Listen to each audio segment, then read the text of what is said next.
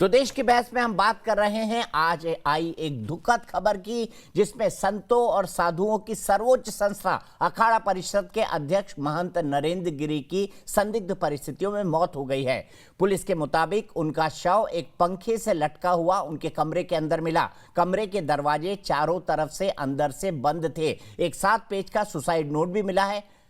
ये देखिए, ये तस्वीरें आप देख सकते हैं। ये पहली तस्वीरें आप प्रयागराज से देख सकते हैं। प्रयागराज में उनका मठ, जिसके अंदर वो रहते थे, बड़े हनुमान का मंदिर था जिसके पास उनका मठ था।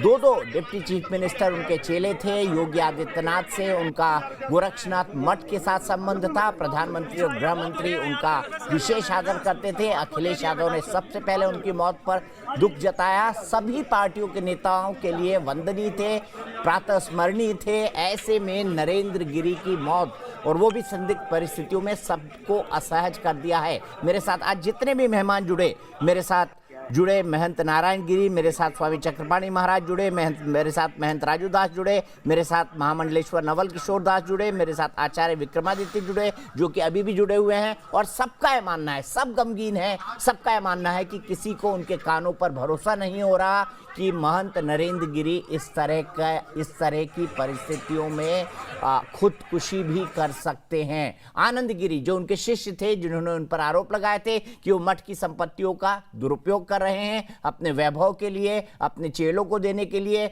उस संपत्ति को बेच रहे हैं, उन्हीं आनंद गिरी पर जो सुसाइड नोट है उस पर आरोप लगा है। इसके अलावा आद्या तिवारी, जो बड़े हनुमान मंदिर के पुजारी हैं, उनके बेटे संदीप तिवारी, उनका नाम भी इस कथित सुसाइड नोट में है। लेकिन आश्चर्यजनक बात यह है कि ये सुसाइड नोट 7 पेज का है।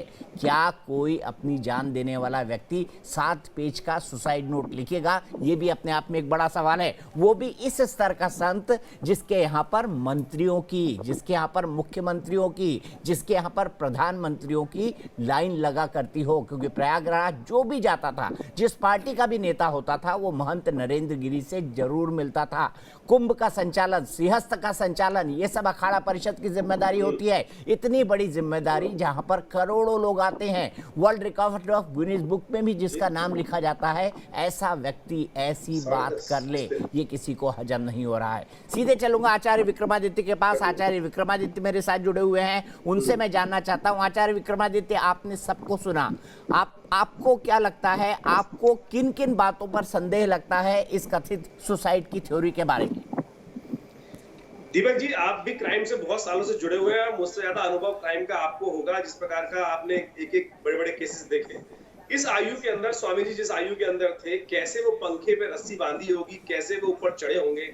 आप सोच सकते हैं कि जिस प्रकार का उनको चलने में भी, घुटनों में जिस प्रकार की अभी आप फोटो दिखा रहे हैं, उसके अंदर देख के साफ-साफ लगता है ऐसे व्यक्ति को टेबल पर चढ़कर रस्सी पंखे में बांधना और फिर उस पे अपने आप को बांधकर फिर आगे ऐसे सुसाइड करने की जो बात है, वो कहीं पचती नहीं है बात साहब। जिस प्रकार की बात कर रहे हो, जैसा व्यक्तित्व था उनका, आप समझे कि तथाकथित तौर पर हर व्यक्ति जो भी उन्होंने बात की, कभी छुपाई नहीं, साफ जो बात थी हमेशा प्रखर होकर मतलब साफ तरह से बोली, जो उनकी इच्छा है। देखिए, हर व्यक्ति है, संत की बहुत सी इच्छाएं होती हैं और उनकी भी बहुत सारी इच्छाएं थी, वो सारा समाज के समक्ष है, और उनको कोई अच्छी नहीं लगी तो शायद उन्होंने हर नेता के समक्ष वो बात रखी, खुलेआम खुले मन से वो बात रखी। और वो व्यक्ति ऐसे नहीं थे कि जो इस प्रकार की चिट्ठी और जो बात लिखी जा रही है, इस बात की बात रखें। और जो आनंद जी की बात अभी अब सुनने को मिली, उनके बारे में बहुत सारी विभिन्न बातें बहुत सारे नेट पर अवेलेबल हैं। जिस प्रकार के उनके ऊपर ऑस्ट्रेलिया में केसेस हुए और कई जगह पर उनके खिलाफ जो केसेस हुए,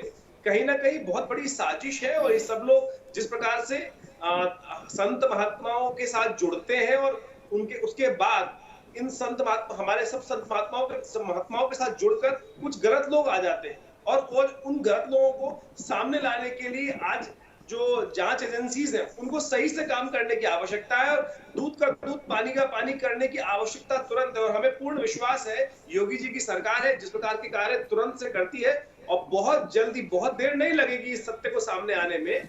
बहुत सारे तथ्य ऐसे हैं कि समझ में नहीं आ रहे हैं। और संत आमतौर पर जब बैठते हैं रूम के अंदर तो लॉक नहीं लगाते।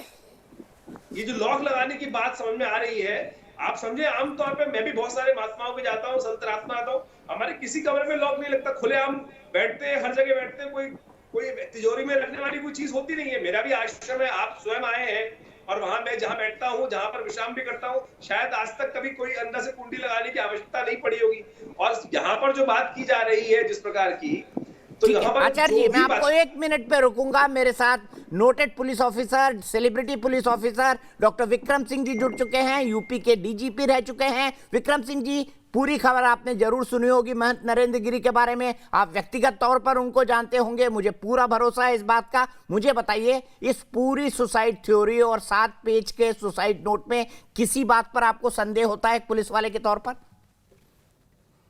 दीपक जी नमस्कार। मैं इस गद्दी से और महंत जी से दशकों से जुड़ा हुआ हूं और इस गद्दी से कई पुश्तों से जुड़ा हुआ हूं।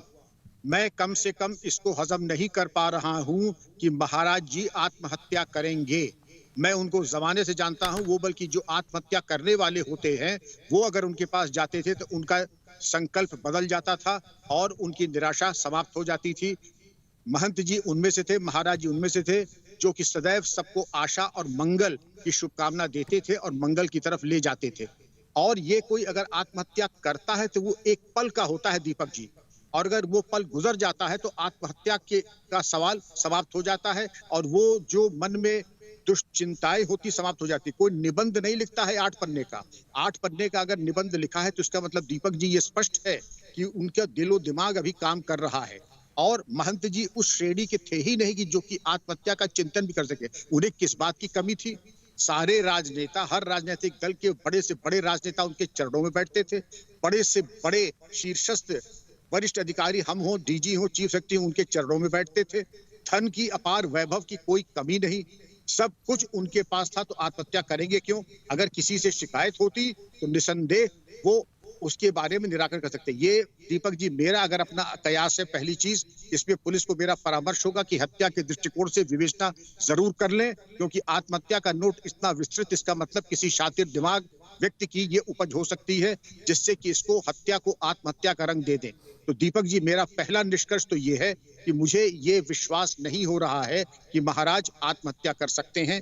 दरवाजा अंदर से बंद करते, मैं बचपन से जा रहा हूं, मैं सबसे उम्र दराज हूं इस वक्त, मैंने आज तक वो दरवाजा आज तक अंदर से बंद होते हुए देखा ही नहीं।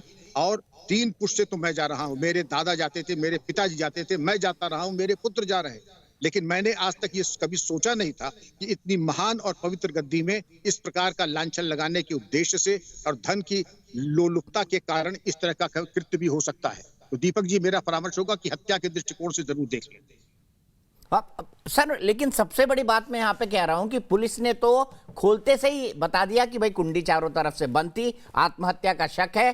फिर उसके बाद 7 पेज का सुसाइड नोट भी आ गया। फिर आत्महत्या में जिन जिन लोगों के नाम लिए उनके नाम भी पुलिस ने सार्वजनिक कर दिए और उनको गिरफ्तार भी कर लिया। तो क्या ऐसा नहीं लगता कि पुलिस इस केस को बंद करने की जल्दबाजी कर रही है? क्योंकि जो एक आरोपी हैं आनंद गिरी, जिन पर एबेटमेंट ऑफ सुसाइड का आरोप लगा है, उन्होंने कुछ पुलिस वालों के नाम भी लिए हैं कि वो भी षड्यंत्र में शामिल हो सकते हैं। तो ऐसे में प्रयागराज पुलिस जांच कैसे करेगी? इसमें दीपक जी आपने सही कहा, कम से कम सीबीसीआईडी, सीबीआई नहीं तो सीबीसीआईडी की जांच होनी चाहिए। और सीबीसीआईडी की जांच करने पे ये देख लें कि पुलिसकर्मी वहां बहुत जाते थे, सिपाही से लेके डीजीपी स्तर, सेवारत और अवकाश प्राप्त सभी जाते थे वहां। तो अगर उनकी कोई भूमिका दिखाई पड़ती है, लेकिन आनंद गिरी और जो आरोपी हैं, भले ही एबिटमेंट टू कमिट सुसाइड में हो, लेकिन अगर वो आरोपी हैं तो उनकी आरोपी की बात को हल्के में और वो अपने बचाव में कुछ भी कह सकते हैं। लेकिन आनंद गिरी जी की अपनी सच्चाई क्या है, उनकी मौजूदगी क्या है? रही बात दरवाजा चारों तरफ से बंदा, मैं कितने उदाहरण दे सकता हूं कि जो हत्या को आत्महत्या की करार देते थे तो ऐसी सफाई से उसको करते थे, चारों तरफ से सिटकरी लगा करके चोर दरवाजे से बाहर जा करके ये दिखाते थे कि कमरा चारों तरफ से बंद है। हकीकत ये थी कि बंद करने का उद्देश्य भी यही था कि जिसे दिखाएं कि फुल प्रूफ कि ये आत्महत्या है, हत्या नहीं है। लेकिन अगर गहराई से इसकी जांच की जाए तो मैं समझता हूं कि सच्चाई सामने आ जाएगी। दीपक जी एक आखिरी चीज मैं आपसे जानना चाहूंगा, क्या आपको नहीं लगता कि इसकी उच्च स्तरीय जांच होनी चाहिए? क्योंकि अभी तो खबर आ रही है कि शायद उनका पोस्टमार्टम भी नहीं होगा, 8:30 बजे सुबह उनका अंतिम संस्कार कर दिया जाएगा। इतनी जल्दबाजी क्यों प्रतीत हो रही है वहां पर परिस्थितियों के हिसाब से? दीपक जी, ये मेरी समझ में नहीं आता। महत्वपूर्ण प्रकरण है और अस्वाभाविक मृत्यु है। इसमें तो पोस्टमार्टम नहीं, पोस्टमार्टम 3 डॉक्टरों के द्वारा वीडियोग्राफी होनी चाहिए इस पोस्टमार्टम की। पोस्टमार्टम न करना ये मिसकैरेज ऑफ जस्टिस होगा, अन्याय होगा महंत जी महाराज जी के साथ। और सच्चाई जानने का हक है, क्योंकि मैं उस गद्दी का भक्त हूँ और 3 पुष्ट से अगर जा रहा हूँ तो मेरी मांग होगी कि पोस्टमार्टम महाराज जी का होना चाहिए, जिससे पता लगे और अपराधियों का सफल अनावरण हो सके। और अंतिम संस्कार में जल्दबाजी न करें, पूरी जांच करने के उपरांत 3 डॉक्टरों के द्वारा पोस्टमार्टम और वीडियोग्राफी वाला पोस्टमार्टम होना चाहिए। और जल्दबाजी में अगर किया तो जो जल्दबाजी में पोस्टमार्टम न करके अंतिम संस्कार करेंगे, हो सकता है कि कालांतर में उनके ऊपर भी 201 आईपीसी के दंड पंजीकृत हो जाए, अपराध को छुपाना, साक्ष्य को मिटाने में। इसलिए मैं उनको आगाह करना चाहूंगा, ऐसा कोई काम न करें, 201 के अपराधी बन जाए। ठीक है, बहुत बहुत शुक्रिया। मैं सीधे एक खटाखट एक सवाल सबसे पहले आचार्य विक्रमादित्य जी। आचार्य जी कह रहे संतों का पोस्टमार्टम नहीं होता, सच्चाई के लिए पोस्टमार्टम होना चाहिए। एक लाइन में जवाब दीजिएगा। और यही सवाल मेरा महामंडलेश्वर जी से और महंत नारायण गिरी जी से। बिल्कुल होना चाहिए सर। जब तो भारत की दंड संहिता के अनुसार से जो व्यवस्थाएं आईपीसी के अंतर्गत की गई हैं, सत्य सामने लाने के लिए सरकार को अपने कृत्य के अनुसार काम करना चाहिए। सनातन पद्धति में ऐसा कोई निषेध नहीं है कि हम जिसके ऊपर खड़े हो जाएं। मान जी, होना चाहिए नहीं होना चाहिए, जल्दी से बताइए। हाँ, पोस्टमार्टम तो होना चाहिए, बहुत जरूरी है। और क्योंकि उसमें पानी का पानी, दूध का दूध अलग हो जाएगा। सभी कह रहे हैं पोस्टमार्टम होना चाहिए। और 100% लोग, मेरे देश के बहस के दर्शक बारे, माफ कीजिएगा वक्त इतना ही है, 100% लोग बोल रहे हैं कि सच्चाई, महंत नारायण गिरी की मौत की सच सामने, यानी सच्चाई सामने आनी ही चाहिए। 100% लोगों का मानना है, हमारा भी यही मानना है। लेकिन चलते चलते न्यूज नेशन परिवार की तरफ से, हमारे तमाम दर्शकों की तरफ से, मेरे तमाम सहयोगियों की तरफ से हम यही भगवान से उम्मीद करते हैं कि वो महंत नरेंद्र गिरी को श्री चरणों में स्थान दे। नमस्कार।